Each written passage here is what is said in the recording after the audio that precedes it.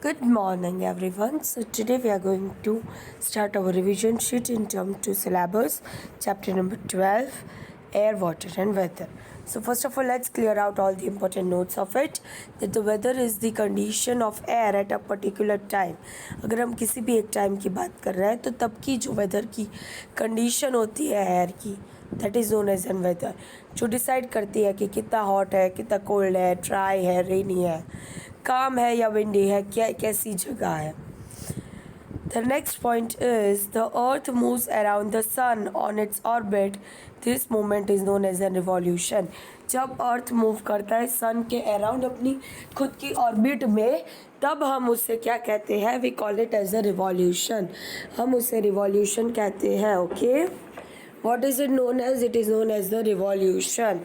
So now when we talk about the next point, that the earth also spins on its own axis. जब अर्थ अपनी खुद की axis पर spin करता है, then that is known as a revolution. तब हम उसे क्या कहते हैं?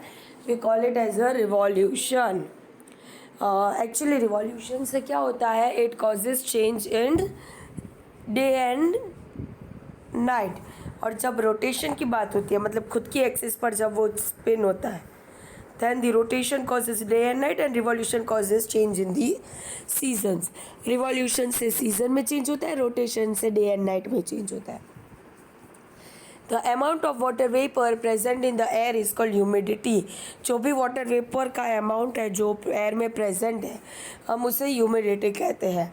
Our earth is surrounded by a blanket of air. हमारा जो अर्थ है वो एक blanket of air में surrounded है, जिसे हम atmosphere कहते हैं. What do we call it? We call it as an atmosphere. The moving air is called wind. जब ये चलती हवा है हम उसे wind कहते हैं.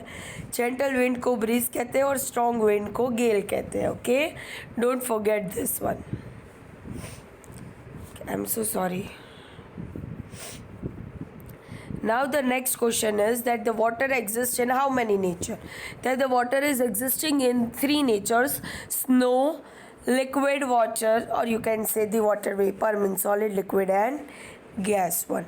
In nature, the process of the evaporation and condensation takes place continuously. अगर हम लोग नेचर की बात करें तो यहाँ पर इन कंडेंसेशन और इवापोरेशन प्रोसेस कंटिन्यूसली चलती रहती है in the water cycle. Water can be purified by the process of boiling. Water को अगर हमें प्योरीफाई करना है तो वो बॉइलिंग से, sedimentation and decantation, filtration and chlorination, इन चारों मेथड की वजह से हम लोग प्योरीफाई कर सकते हैं वाटर को.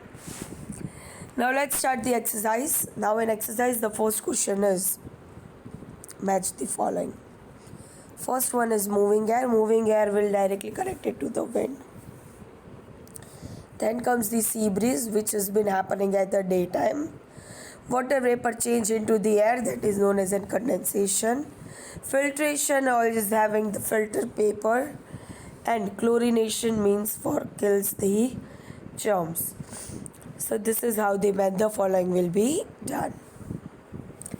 Now the next question is fill in the blanks. जब हम fill in the blanks की बात करते हैं तो फर्स्ट क्वेश्चन है a gentle wind is called. gentle wind को हम क्या कहते हैं? Yes, we call gentle wind as a breeze. moving air is called. moving air को हम क्या कहते हैं? moving air को हम wind कहते हैं. we call moving air as a wind. Blanks cause change in the season. Season के अंदर चेंज कौन करता है? रिवॉल्यूशन, क्योंकि रोटेशन से डे एंड नाइट चेंज होता है, रिवॉल्यूशन से सीजन्स चेंज होते हैं. Okay, yes.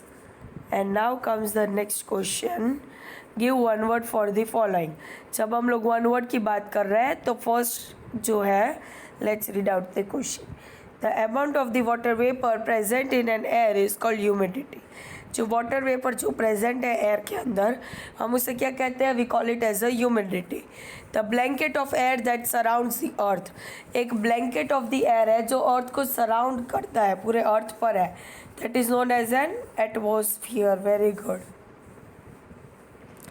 The process in which the insoluble impurities settle down.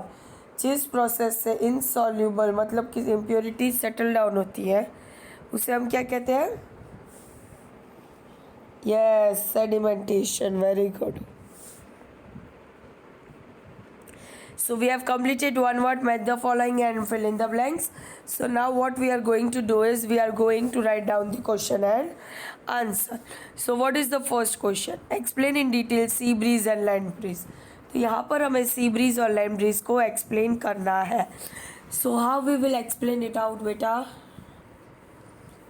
Yes, it is very simple. That when during the daytime land जब heat up होती है, whenever the land gets heated up and the warmer air rises up, मतलब कि जो warm air present है वो rise up होती है, ठीक है, और जो कूल एयर है सी के ऊपर की वो आती है और उसकी जगह ले लेती है. It comes and takes place over there. So what happens that how this is the way how sea breeze is been form, that the land gets heated faster in daytime, so the warmer air about the land will rises up and the colder air from the sea will come and takes its place and the sea breeze will be formed. Now when we talk about the land breeze, it is the total inverse process of it. In the night time what happens that the land will cool down faster rather than sea. तो sea के ऊपर की जो गर्म हवा है वो directly ऊपर राइज अप होगी and what will happen is कि वहाँ की जो कूल एयर है लैंड के ऊपर की वो आकर इसके ऊपर इसकी जगह ले लेगी. So this is how the land breeze will be formed. All right, yes. Now the next question is explain water cycle with a diagram. तो जब हम नेचर की बात करते हैं तो इवापोरेशन एंड कंडेंसेशन की प्रोसेसेस होती है जो कंटिन्यूसली टेक्स प्लेस होते हैं. वाटर इवोपरेट होता है लेक रिवर ओशन से और बाकी कोई भी वाटर बॉडीज से and then it get condense and fall down as a rain. और जब वो फॉल डाउन होता है then this water again merge with the rivers seas और any other water bodies and then again the similar process continues. So this is how the water cycle has been formed. All right, very good. So here you have to draw down the water cycle. आपको यहाँ पर water cycle draw करनी है from page number 139. Yes. So now comes our last question. How can we purify the water? And right ways to purify water. We can purify water in many ways, and these are the ways by which we can purify: by boiling, by using sedimentation and decantation, using filtration and chlorination. इन सब वे से हम लोग water को purify कर सकते हैं. All right, yes. So now what is the question कि हमारा यहाँ पर चैप्टर नंबर 12 तो ख़त्म हो रहा है. So how much is now remaining? Our chapter number 13 is been remaining. So I will try to complete the chapter number 13 as soon as possible. But today we are going to have the online classes. Am I right? Today is a Thursday and we are going to have the online classes. So in online classes we will do a trial exam. In today मैं आप लोगों को एक question paper share करूँगी 20 marks का और else 10 marks का, जिसको आप फिल करोगे, FCC में आप ज्वाइन होगे और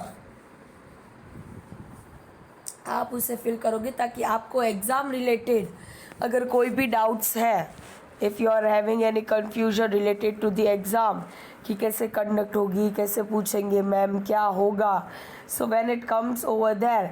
सो इस वजह से मैं कल आप लोगों की ट्रायल लूँगी and in trial I will ask you 20 MCQs. All right, so be prepared for your trial examination which will be conducted in tomorrow's online classes. All right, so we have completed our chapter number 12 and now our only and only one chapter has been remaining, which is chapter number 13. Am I right? So now don't worry about it. We will try to complete each and everything as soon as possible, but don't forget to attend tomorrow's trial examination. All right, thank you everyone and have a nice day.